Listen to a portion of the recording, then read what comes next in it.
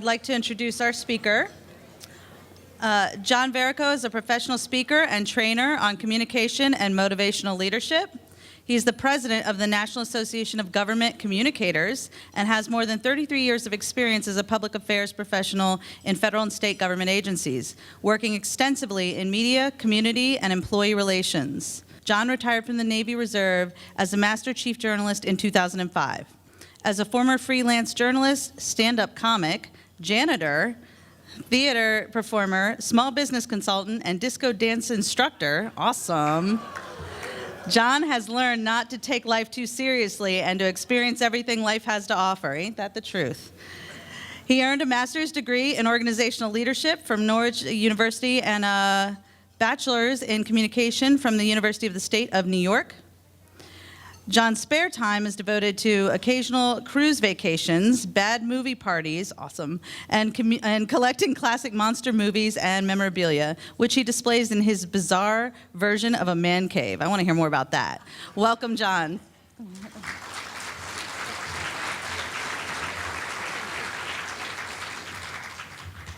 Well, good evening. How are you? I need to turn on the sound, don't I? Can you hear me now? There we go. Let's try it again. Good evening. How's everybody doing? This has been fun so far. The announcements were amazing. I feel like I have to give something away. And it started off with the speed dating there, the PMI Harmony job sharing thing. That was a lot of fun. I already can tell you're a fun group just from the brief interaction I've had with some of you out here and just sitting here at the head table and chatting with folks. And I was so glad to have been invited to come out and talk to you today. So yes, I do have a bizarre collection of monster movie memorabilia. I'll talk to you a little bit about that later on. A local newspaper came out and saw my collection, and they called it my bizarre man cave. Actually, no, they called it my demented man cave. I've been collecting monster movie memorabilia for about 25 years. And the reason why I got into the whole concept of monster movies, why I thought they were so intriguing, was that when I was a kid, I was a little kid. I was the guy who got picked on all the time. I was 5'3" and weighed 110 pounds when I graduated high school. I was the second shortest guy in my school. I couldn't even be first at being the shortest. I had a growth spurt in my senior year. I wound up being half an inch taller than the other short guy. But I was a little skinny kid. And one thing you learn when you're a little skinny kid and you're getting picked on all the time and you're not a good athlete, I was called the Mighty Mosquito on the wrestling team. Mostly because I got swatted. I wasn't a singer. I didn't perform in the choir. I didn't perform on theater or any of that kind of stuff. I did a variety of things that were kind of mediocre. So when you're in that role, you kind of look for heroes to turn to, right? So I read a lot of comic books when I was a kid, and I said, I wish I was a superhero, but I knew I wasn't going to get bit by a radioactive spider or get, influenced by cosmic rays. So I knew becoming a superhero was probably not going to happen, especially since I didn't want to train like Batman. When I watched monster movies, however, I noticed something. No matter how big and bad and dangerous and nasty the monster was, the little guy won. The underdog always wound up winning. And they did it through innovation. They did it through teamwork. They did it through coming together for a common cause and to listening to everybody who had the most bizarre ideas to take something down. He's up on the top of the Empire State Building. We'll never get to him now. What do we do? We've lost her. How about airplanes? So when people come up with ideas, you got to reach out and grab those ideas and make them part of the whole process. And all of a sudden, you have a solution. So that's my intrigue with monster movies. I've been attracted to them ever since. And when we say bad movie parties, those are the kind of bad movies we like to watch. But I'm here to talk about how to get people to come up with those innovative ideas. How do we get people so involved in solving the challenge, that they come up with the ideas, that they're willing to be part of the team. We say when people are not really performing at work, they're kind of checked out, they've gone fishing, as I say, and that's what led to the title here. We do have the clicker. Thank you. So we're going to start off by talking about motivation. So understanding, we have a lot of assumptions about what motivates people. A few years ago, I was teaching a course for blue-collar first-line supervisors about leadership and motivation and how they need to motivate their workforce. And I had a guy in the group who stood up and said, "Hey, it is not my job to motivate my employees. We give them a paycheck for that." How many of you are motivated strictly by your paycheck? And I know some of you got some sweet paychecks. This guy's arm came up, I saw it. So I looked at this guy and I said, "Now look, you're working for the government." He said, "Yes." I said, "How long have you been working for the government?" He said, 35 years. 35 years.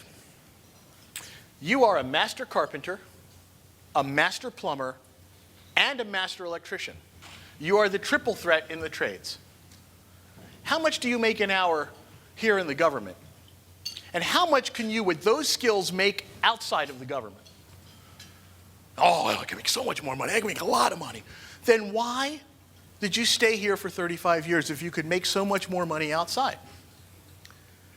He says, "Well, I like what I'm doing. I like the people I'm working with. I like working for the government. I like working for the Department of the Navy because I feel like I'm giving back." I said, "So you are not motivated by your paycheck, are you?" "Well, no." "So why do you think your employees are?" And we have a tendency to just think that way. What motivates us must be what motivates them, or they're not as good as me, so they must be motivated by lesser things. We have a tendency to do that in almost everything. When you're trying to I work a lot in the medical community, and folks will come to me and they'll say, "John, we just can't get our patients to take their medicine. We can't get people to keep their appointments. We can't get them to go to the specialist they're supposed to go to. We keep telling them if they don't do this, they're going to die.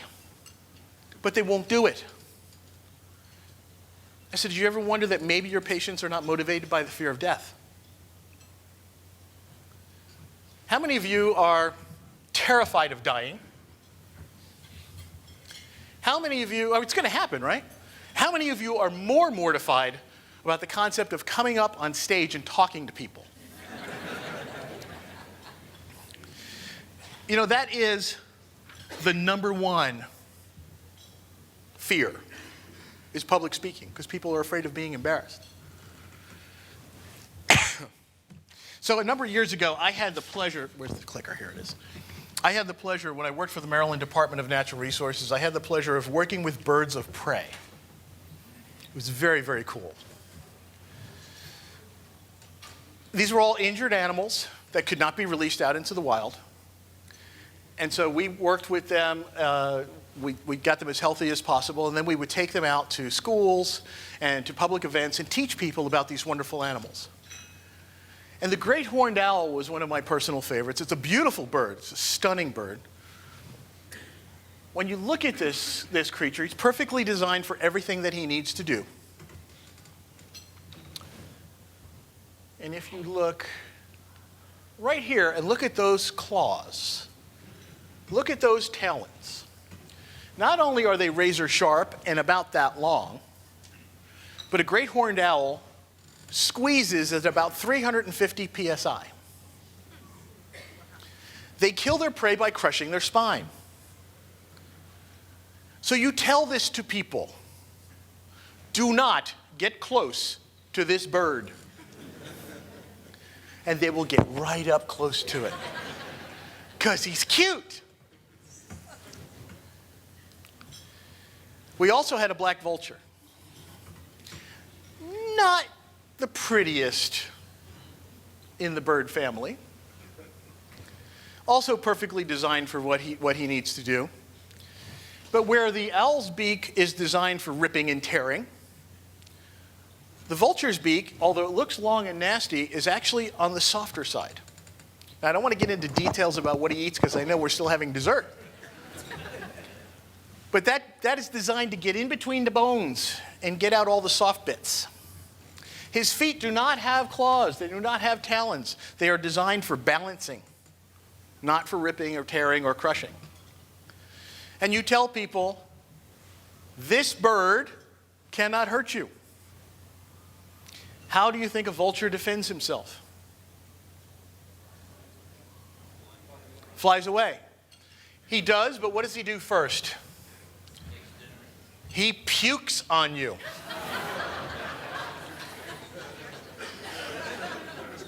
So I'm not going into detail of what that can smell like, okay? But you tell that to people and you say, this bird will hurt you. It'll rip your eyeballs out and feed them to you. That bird will embarrass you. They'll jump back 20 feet away from the vulture and they'll get up close to the owl. Because they're not motivated by what we think they are. Because if you get attacked by an owl and you've got this nasty injury, you've got a cool story. If you get puked on by a vulture, yeah, you go wash it off, but everybody knows and laughs at you. So it's really hard to understand how this works for people.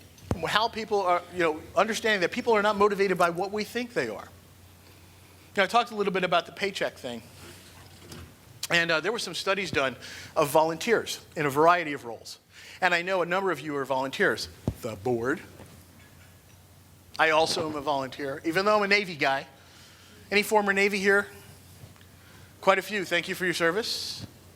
Other services, by the way, just out of curiosity? All right. Thank you. Those of you who are in the Navy know that Navy is an acronym. Never again volunteer yourself. But we do it anyway. It's in our blood. So there were several studies done of groups of volunteers, and they tried to understand, what happens with people why they volunteer in the first place. And so with a couple of different organizations, they tried to acknowledge the volunteers. They would give them a little certificate. They might have an awards dinner every year or so and have people come in and they give them a little thank you and they say, hey, thanks for all the great work you're doing here. Here's a gift card. Oh, that's almost like money. Oh, you know what? We actually were a little flush this year, so we're going to give you a little stipend to reward you for the volunteer work that you've been doing.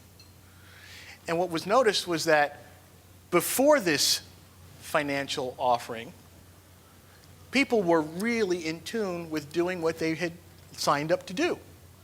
They showed up in time for their shifts. They did everything that they were asked to do. They volunteered to do extra stuff. They took charge of things. But as soon as they started getting a little bit of pay, it became a job. And they didn't show up for work in time. Understanding that no longer was what was motivating them. What motivated them was the altruisticness, the concept of doing something because they wanted to do it, not because they had to do it. As soon as it became something they had to do, they no longer were interested. I think you can probably tell by now that I am not your average motivational speaker. All right, those guys wear Armani suits. They have perfectly white teeth that you can see from back there. And they are perfectly physically fit. My designer is J.C. Penier. I have my own natural teeth, thank you very much. And the rest is obvious. I have a friend of mine who's a power lifter. He bench presses 400 pounds. He says, come to the gym with me. I'm like, spot me. Dude, if you can't lift it, I can't help you.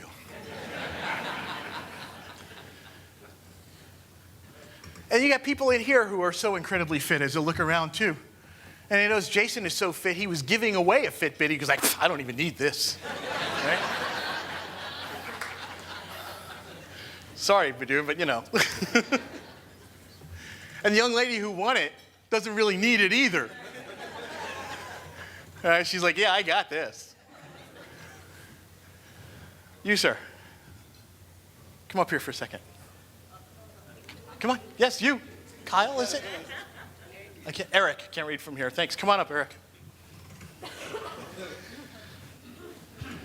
Look at this guy. I noticed Eric's sitting there, and I noticed one thing about him. He's pretty fit. Do you work out? Don't be embarrassed. Don't be embarrassed. Do you work out? A little bit. A little bit. What's a little bit? How often do you go to the gym? Gym, I don't do that. Okay, so what do you do? What kind of workout do you do? I bike ride outside. You bike ride. Are you one of these distance guys? Mountain bike. Mountain bike. How often do you go? When the weather's nice. Pretty much every day. And how much riding do you do? How many miles? Don't be embarrassed. I'm just trying to understand. 10, 12 miles a ride? Every day. No. Or every time you go out. Yes. That's a lot of exercise. That's a lot of work. What motivates you to do it? It's fun. It's fun. What else? What else do you get? You get that thrill and It's fresh air. fresh air in DC? No. You weren't in the part of DC I was today. I did my 9-minute mile today. I did, which, I mean, it's not really fast. I realize that, but I was in the car, in the traffic, so. But no, so you go out there, you work out, makes you feel good? Yes. Okay. Yeah. Do you feel healthy? I think so. Yes. You think so? Are you embarrassed that I brought you up here? Yeah. Well, Eric, you are motivated to get out there and do stuff that I just can't get myself to do. Okay, you're motivated to do things that I don't. But you want to be healthy, you're happy, you enjoy the outdoors, right? I also enjoy the outdoors. I also want to be healthy. I want to live a nice long life. I'm sure you do as well. So Eric is motivated to go out there and ride a bike. I am not motivated to go out and ride a bike. Okay? I am not motivated like my power lifter friend. Guess what motivates me?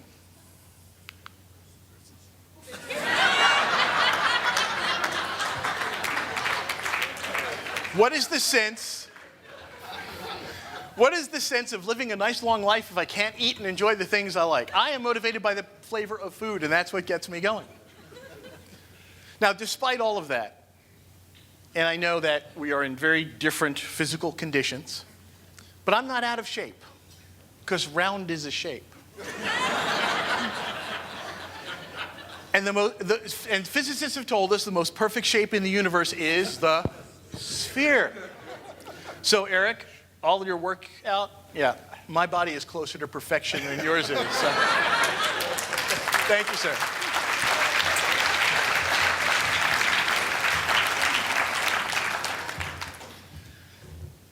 So, there are some things we have to understand about motivation. There's 3 basic principles of motivation to understand what makes people tick. Okay? The first thing, and this is going to sound weird coming from a motivational speaker, okay? But I can't motivate people. I can't motivate people. And neither can you. Because motivation is a very personal thing. People are motivated by what's inside them. Right? The second principle of motivation. All people are motivated. And I already saw some looks around the room. How many of you think that all your workforce is motivated? Your teenagers? They're motivated by something, exactly. Everybody's motivated. They're just not necessarily motivated to do what you want them to do. And then the third principle of motivation that you have to understand is that people do things for their own reasons and not yours. So I started this off talking about fishing. We say gone fishing. People have gone fishing. They've checked out and they've gone fishing. There is an old Chinese proverb that says if you give a man a fish, you'll feed him for a day. If you teach a man to fish, you'll feed him for a lifetime. Very profound. Do you believe it? I don't. Because there's something missing. You could give that man everything he needs to fish. You can give him all the equipment. You can give him all the information. Go to this river, this time of day, use this kind of bait, go to this depth. Here's how to set the hook. Everything he needs to know in order to fish. But he still might not do it unless he understands why he should. That why is the critical aspect of it. How many times when we were kids did your mom say, would you say, can I go out and play? No. Why not? Because we have to go see grandma. Why? I want you to stay in the house today. Why? You want to know why. We always want to know why. Because if you don't know why, you're not motivated to take the action. Same thing with our fisherman. If he doesn't understand why he needs to go out and fish, he has all the information he needs to do it. He has all the tools. But unless he understands why he should, he won't.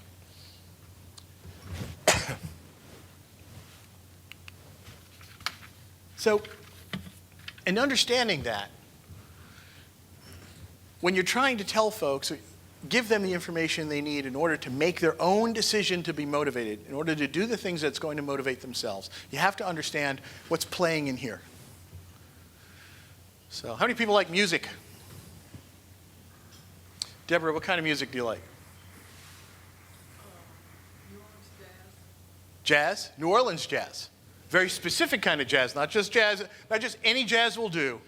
New Orleans jazz. Love it. Where's Olive? Olive, where'd you go? I'll pick on him later then. What kind of music do you like, sir? R&B? Okay. You, ma'am, in the black and white? Classical music. Different kinds of music. Anybody for classic rock and roll? Ooh. Country? Blues? We all have different tastes in music. But we all actually do one thing. We listen to the same radio station. It's a very eclectic station. Everything plays on it. It's called WII-FM. You have to do that in a radio voice. WII-FM. It's an acronym, of course. Everybody know what it means? What's in it for me? You've heard it before. Exactly. Everything that you do and everything that other people do is filtered through their WII-FM radio station. They are deciding whether or not to pay attention, whether or not to listen, whether or not to take action, based on whether or not there is something in it for them. You're doing that right now. You do it to your boss. You do it to coworkers. You do it to your kids. You're doing it to that fat Italian guy up in the front of the room. You're like, hey, why should I listen to this guy? Does he have anything of value for me? There's something called Vroom's expectancy theory. Victor Vroom was a college professor, I think in Minnesota. I'll have to double check that. I'm sorry if I forgot where he was from. But basically what he's saying that people will put forth effort to do something, to take some action based on what they believe the outcome is going to be, and then the value they place on that outcome. So people will only do so much for that certain outcome. So if you're dangling that paycheck carrot, people are only going to put forth so much effort. But understanding what motivates people, understanding how to get to what's important to them, you might actually get them to go beyond that because they see more value in it. So I want to give you a story, another story back from my days with the Department of Natural Resources in Maryland. I like telling these stories because they're more fun than modern stuff that I do, security stuff. These are the fun stories. So we had one message that we wanted to get through to folks across the state of Maryland. We wanted people to plant trees. Pretty basic message. 2 words, plant trees. We realized people weren't listening to us when we said, go out and plant trees. They're like, why should we plant trees? So we realized that every different group that we wanted to talk to had a different reason for why they would plant trees. So one of the first groups we targeted were school kids, because kids are already kind of in tune with the environmental stuff. You know, they're the ones that come home and go, Daddy, that goes in the recycling bin, not in the garbage can. So we figured we're going to get these kids on our side. We're going to tell them how much fun it is to go and plant trees. And our forest rangers would go out every year, and they would collect pine cones, and they would get the seeds out of the pine cones, and they would grow seedlings. And so at Arbor Day, every year, every 3rd grader in the state of Maryland got a baby tree about that big. Go forth and plant your tree. This is your tree. So these kids would go home, Mommy, Daddy, I want to plant my tree. And we live in an apartment. So they planted it in a park. They planted it, on school grounds. They planted it in their backyards if they had property. Those trees, a lot of them, a great majority of them got planted because the parents didn't want to upset their kids. And we explain to kids it's fun, you get dirty, you get to do all kinds of cool stuff.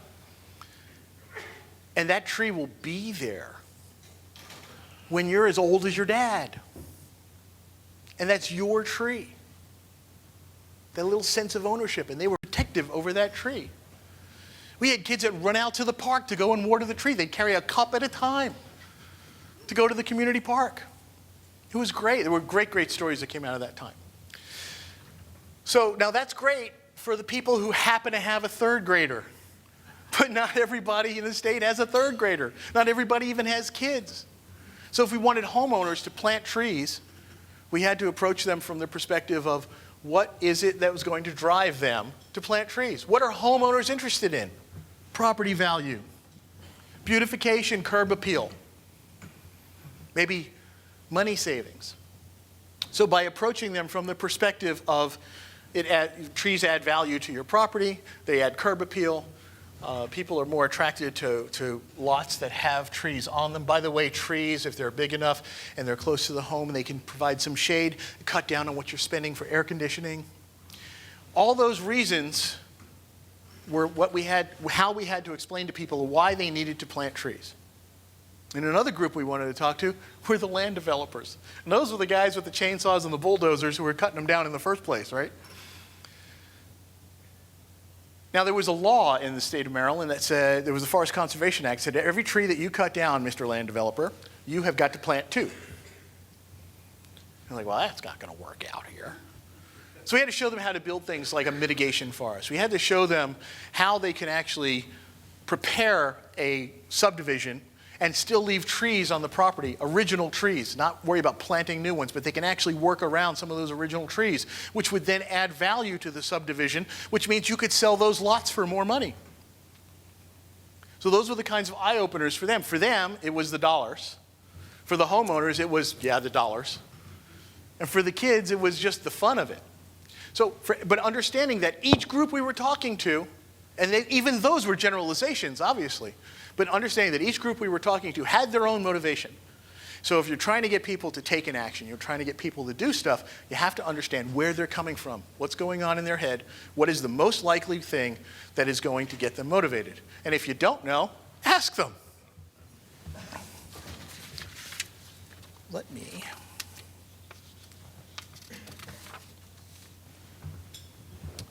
I keep putting this down and forgetting where they do it, what I do with it. I have CRS. Can't remember stuff. Don't laugh, a few years ago, actually it was quite a few years ago now, my wife and I were walking, that's my wife by the way, Bonnie. She's sitting there going, he's all mine. But a number of years ago, we were at some shore location, I think it was Atlantic City, and we walked past a t-shirt shop and there was a t-shirt that said, I'm suffering from CRS. Can't remember stuff.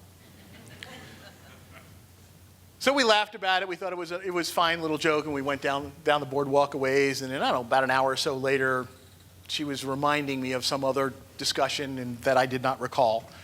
And she goes, CRS. And I turned around and said, "What's CRS?"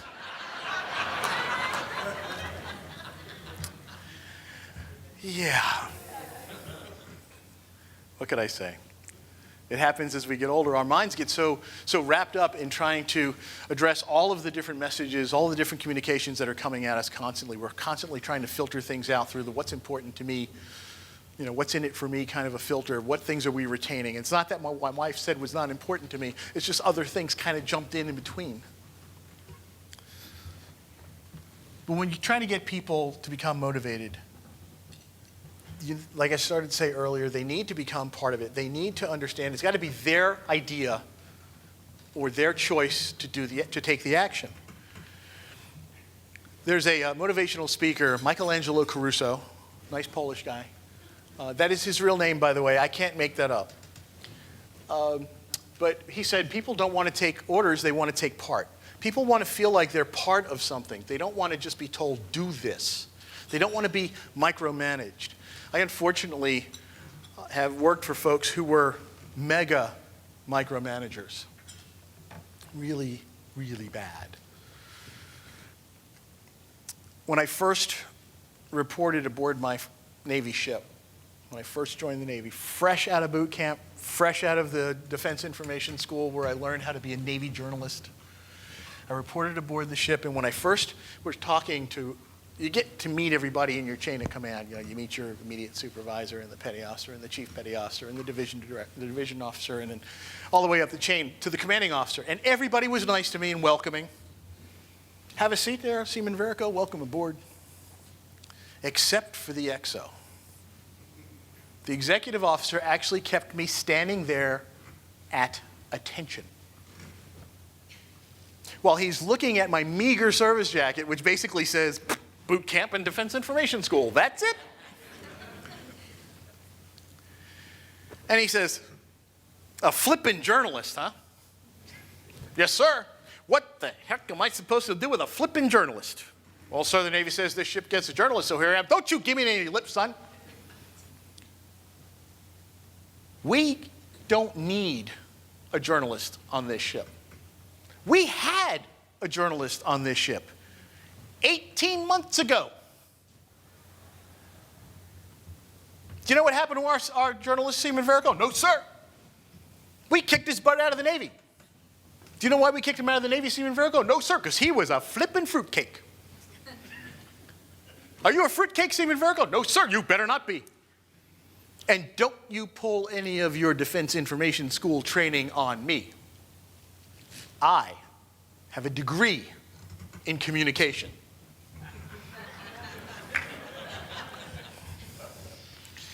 What did he just communicate to me? Basically, nothing I did from that point forward was going to satisfy him. Every single document that I produced, he edited to death. You've heard of happy to glad kind of changes. This was like changing happy to mildly amused. Everything I sent up came back covered in red ink. Now, this was the day before computers, before word processors. We didn't even have an electric typewriter. It was manual typewriters. And we were not allowed to send up carbons. We did have a copy machine, however. So I'd send up the one press release, and he would rip it apart, and would come back, and I'd look at it, and they were all those kind of changes because he had to show me how much of a better editor he was than I was. And I looked at all those changes, and I went, there is not one legitimate fix anywhere in this piece of work. So I had made 2 copies, so I had a file copy of the original. And I just took the second copy, and I put it in the folder, and I sent it back up. But my excuse, of course, was that, oh, I goofed and gave you the wrong copy. You know, I got approved. Because he was trying to make a point that he was in charge. And that he wanted to tell me exactly how I did everything that I did, and no way that I did it was going to be satisfactory to him unless it was his way. He didn't make a copy of his own notes. So he wasn't double checking his own self, right? So he ultimately left, and a new XO came on board, and he said, hey, at this point I was a petty officer. He goes, Petty Officer Verico, I'm glad that you're here. I'm very proactive for public affairs. I really want to get the story out. So I'm looking forward to working with you. You can come directly with me. The division officer really doesn't know what he's doing anyway, so you can just come directly with me. I was the only public affairs person on the ship, by the way. And I was like, this is great. He goes, I just want to let you know that from this point forward, I only need one copy of whatever you produce. Okay. He goes, oh yes, Commander Kaufman was on to you. I said, why did he let me get away with it? He said he was testing you. He wanted to see how far you would take it. When he had something in there that was a legitimate change, you made the change. We don't have to play that game. He said, you're the public affairs person. You went to training for it. If I have an edit or a suggested edit, tell me if it's right or wrong. If you can defend that, it's fine. Sweet. He enabled me. He helped me to understand where I fit in, what my role was, and he showed me that he believed in me. He empowered me to take action and to take ownership of what it is that I produced. That's another thing that's very, very important about understanding motivation is understanding where you fit in and what your work is doing. Have you ever heard of I put this down again, didn't I? You got a lanyard on these things? You need to... The parable of the three bricklayers. Have you heard this one? It's been out for, it's ancient. But basically, there were three bricklayers working on a construction site. And a guy's walking down the street, and he comes to the first bricklayer, who's just slapping bricks in a stack and laying in the mortar, but just stacking them up, not really paying attention to what he's doing, it looked like. And so the gentleman says to him, so what is it that you're doing? He goes, I'm stacking bricks. What does it look like I'm doing? Okay. So he moves on down, and he sees the second bricklayer. This guy is taking a little more care in lining up the bricks. He's putting pretty much an even coat of mortar in between and stacking them pretty evenly, and it's coming along pretty well. And he says, so what is it that you're doing? He goes, I'm building a wall. He goes, oh, that makes sense. So he goes down to the third guy, and this third guy is meticulous in the way he's lining up the bricks. He's got, he's measuring the thickness of the mortar. Everything is perfectly aligned. He's doing beautiful work. And even with all this extra care he's putting into it, he's made more progress than his counterparts. And so the gentleman asks him, what is it that you're doing? He says, I'm building a cathedral. And that understanding of what the final product is what motivated him. Understanding of where he fits in and what he is contributing to was what helped to motivate him.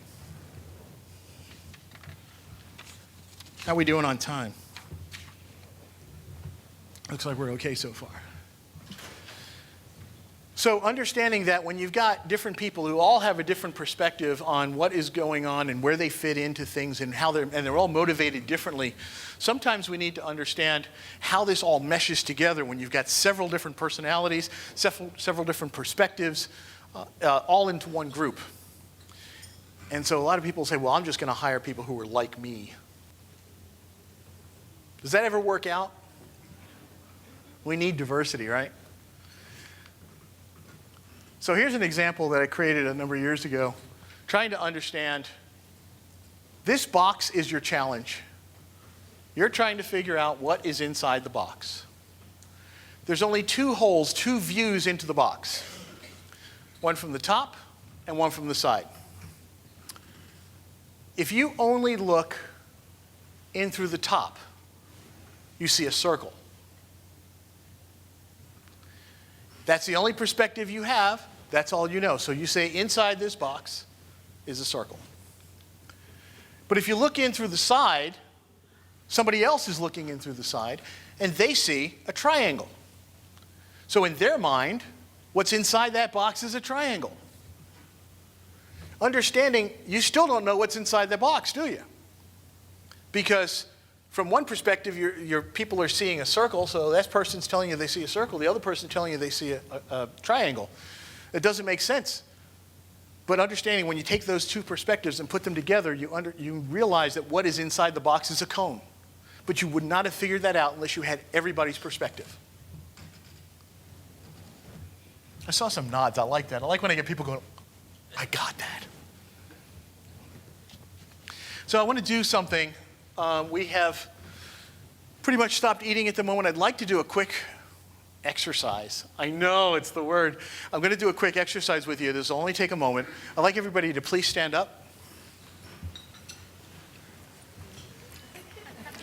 And what I'd like you to do is partner up with somebody.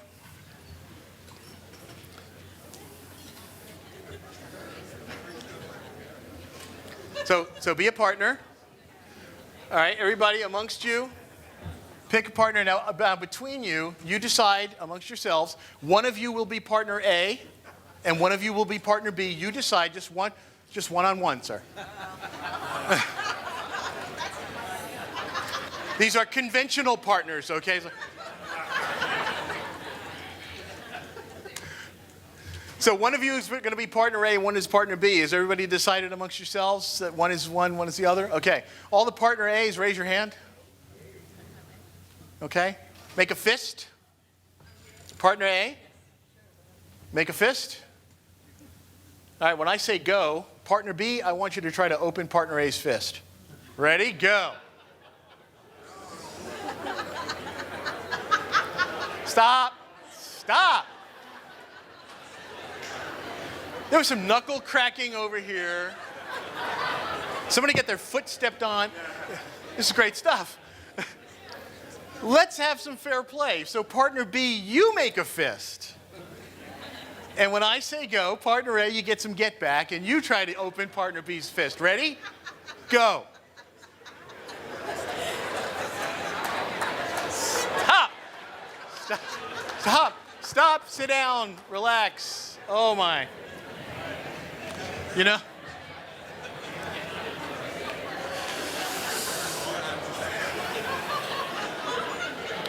So, how many of you were successful in opening your partner's fist? You were, sir.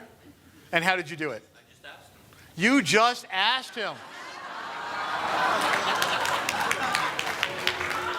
There was knuckle breaking over here.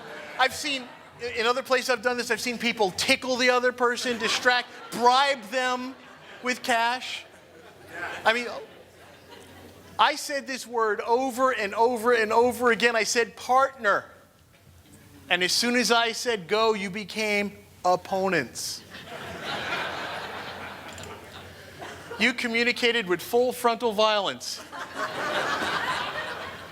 And it only dawned on one, maybe a couple of people to actually just ask. He was in the service. My partner. You asked also. You were successful. Very good. I didn't do it. Yeah. You just said no. Okay. You were the uncooperative partner. He said, would you open your fist? She goes, no. Make me. The point I want to make here is that no matter what, we are partners. We're actually going in the same direction. We're working on the same end goal. Okay? We're not alone. We've got other people that we can rely on. We've got a team. We've got a network. Being a member of this organization, look at all these people in here that you can call on if you've got a challenge that you've never faced before. We don't realize that we are not alone and that there's all these opportunities for us to solve our challenges because we can all help each other. And the motivation to help each other is that you don't wind up with broken knuckles. No, the motivation to help each other is that you can accomplish your goals. I have.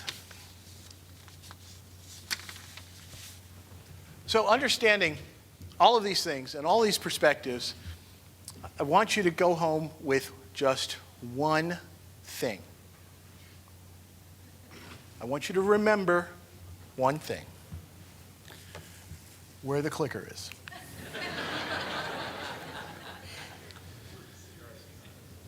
And that's what I'm going to say right there. I'm just any one thing. I don't really care what it is that you might take away from this. but take away something. Get some value out of being here, okay?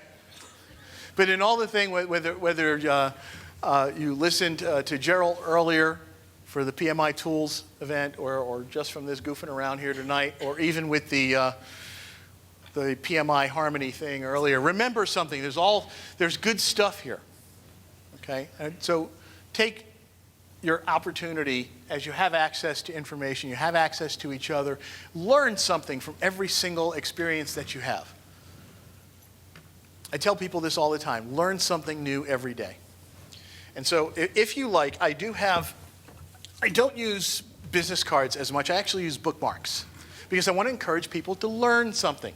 Go out there and read. So if you'd like one of these, please come and take one. But it says, learn something new every day, and then just stick this in your book as a constant reminder, and you have my ugly mug sticking up at the top of the book to remind you and like make you, shame you into learning something. How do I get that on my Kindle? You want the bookmark on your Kindle? I'll send it to you as a PDF. So with that, I'll open it up for any questions. Sir?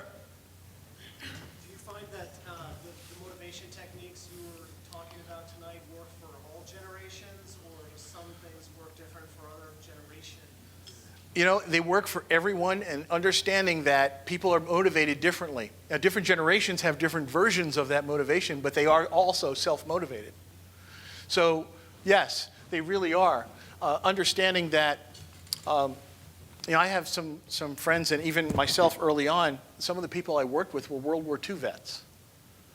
I learned a lot of business ethic from them. I got great work ethic, service ethic, working with those folks. What motivated them?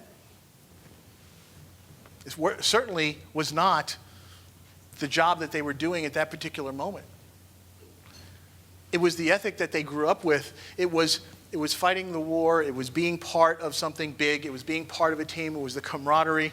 All of those things that worked. And so when they got into the civilian sector and they started to work, they were looking for opportunities to work in places where they had that camaraderie, that teamwork, where people were working together. They were not soloists. In today's modern world, a lot of the younger folks are soloists.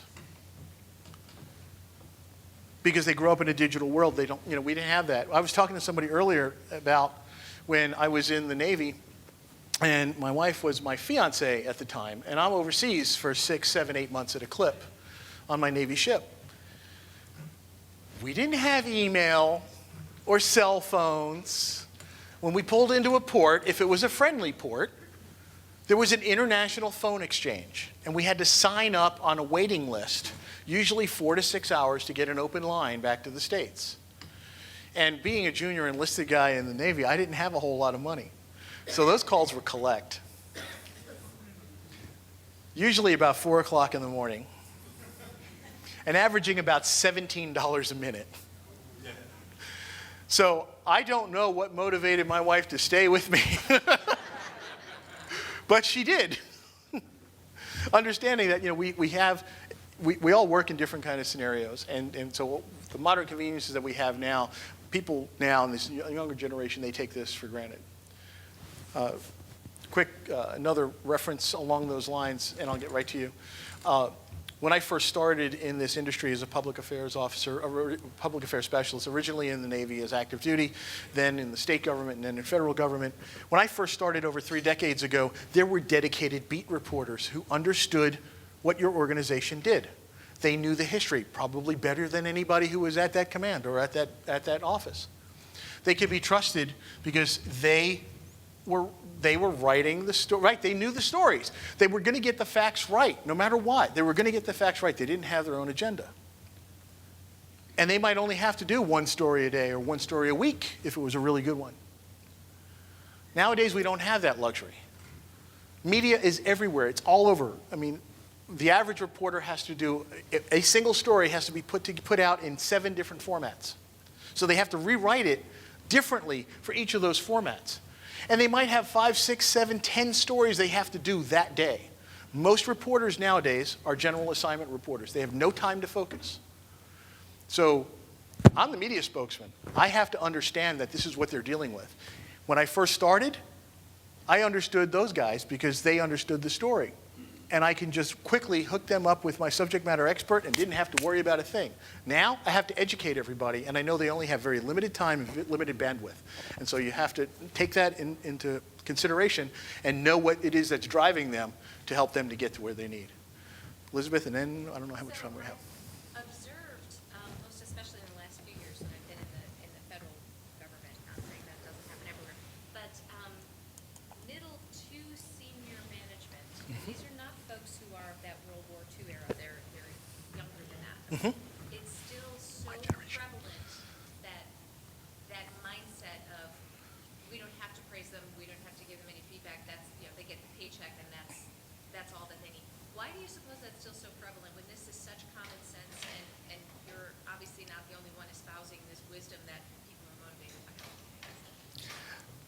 by? If you look at what happened a few years ago, and it mostly was at the school children age, that whole everybody gets a trophy mindset.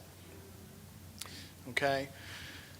I don't know where it came from, but that person should have been choked. But the whole concept of that everybody gets a trophy no matter what. Nobody wins, nobody loses. You all get the same reward no matter what kind of effort you put into it. It changed the way people performed. And so that's what happened to that mid-level management group right there, because they didn't have, for people who were willing to put forth a performance, because they had no way to reward true performers, and they had no way to punish people who didn't. And so they got they kind of stagnated and said, this is kind of ridiculous. So we're just going to give them a paycheck and that's all they need, because that's all we can give them. That's been part of it. That's been probably a big part of it. It also depends on how their bosses treated them coming up too. I never had to care about my job. You first, then you.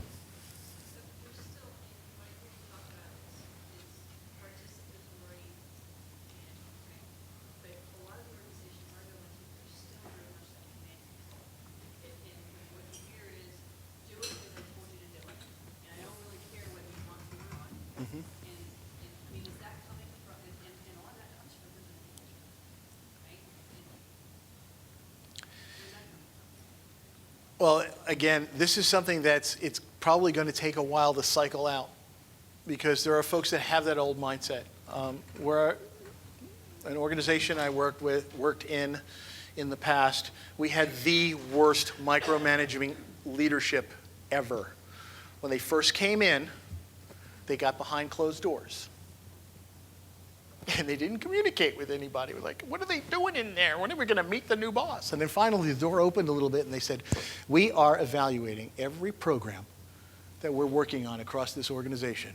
And we will decide which ones we'll continue to do and which ones we won't. And they closed the door again. When they opened the door the next time, they said, you will have 5 minutes, literally, I can't make this up, 5 minutes to describe your program and why we should keep it. What do you think that did to the morale of this organization? People were dropping like flies.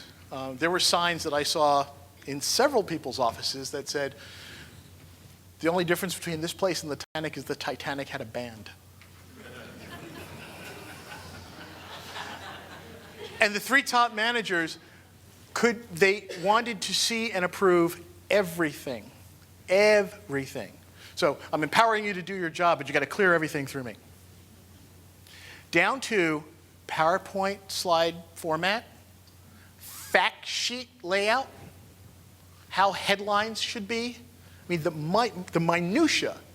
Instead of letting people just do what you hired them for, there has to be a recognition that somebody was hired for their professional expertise. You are giving them a paycheck for their professional expertise. If you're going to tell them exactly how to do stuff, then you obviously can just do it yourself because you don't need them. So those micromanaging folks, they left, finally, and it was a big hallelujah for everybody. New boss comes in, and he's empowering. He says, hey, you guys are the experts. I'm a political appointee. I'm here to help get things in motion and to make sure you've got the resources to do the work, but you've got to tell me what work is important. So he's the same thing. You're going to tell me what work is important. But I'm going to believe you. The first batch of folks didn't want to believe you. They're like, oh, no, you got to convince me. This guy's like, I'm willing to believe you. So go forth and do good things. It's servant leadership, which has been out there for a little while now, and it's starting to gain a little more momentum. Servant leadership, have you heard of this concept? Okay, instead of having the top-down structure where the boss is up here, servant leadership goes this way. The boss's sole role is to provide the resources, the finances, and whatever else is needed in order to enable these guys to get their work done. So, you, ma'am, and then I think, how are we on time? Okay. So with that, because I'm dealing with the same issue in a different format though, how do you penetrate that culture? Even if you get rid of those managers, if it's been instilled and ingrained for so long with your team members, with staff, that they can't function because they've never been allowed to, how do you break that and, build them up and break that mold? That is such a critical question, because that actually happened to several people when the new folks came in. And they said, go forth and do good things. Just tell me what you're doing. Tell me what I need to support and what you need to get there. And those folks are like, I don't know. I haven't been able to make a decision in so long. And so they left. So they didn't know how to function. And so there are people now, the big thing is trust. Okay, especially when you get new leadership that comes in and is trying to make these changes for the better. It's hard to trust those folks. And that trust factor is huge. Right now, people are looking and they're going, yeah, we think there's a light at the end of the tunnel, but past experience tells us it's probably an oncoming train. The culture issue, the damage to the culture of an organization is the hardest thing to overcome.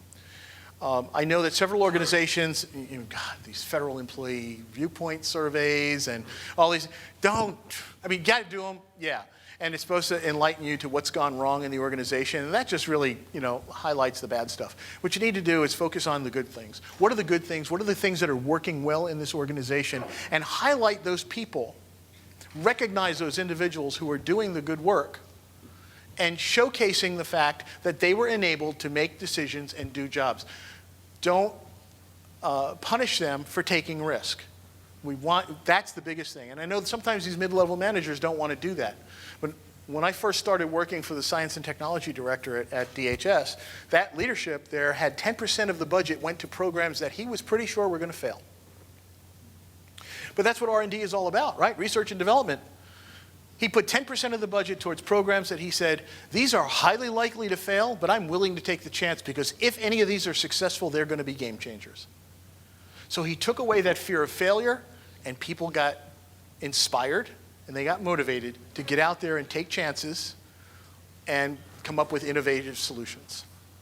So other than chopping these people off in the knees who are still there, those old legacy folks who are still problematic, the main thing is to just get a look inside yourself and see what you can deal with and what you can't. And then understand how long are they going to be there? How long are you going to be there? Can you ride them out? Or can you just start doing stuff that you're motivated to do and live upon your own successes, knowing that you're probably not going to get recognized for it? Okay. So thank you very much. I greatly appreciate your time.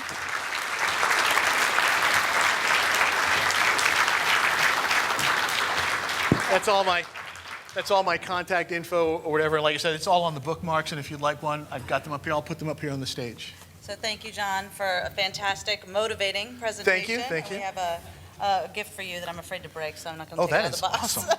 I'm going to take it out of the box. And my wife is cringing. She's going, oh, he's a klutz. Actually, it's 2 pieces. It's 2 pieces. Anybody ever gets one of these? It's 2 pieces. I'm telling you now because I went to pick it up by the base. Yes. It is gorgeous. I'm just going to leave it right there. There you go. Thank you. Thank you very much. Thank you. Fantastic. Just grab those. Yep. So thank you guys for joining us this evening. On your way out, please remember to return your badge, and if you could take a moment and fill out the survey on the back of the badge, we'd really appreciate it. We love your feedback, and we want to know where you're finding value in the services we're providing for the chapter. So thank you so much.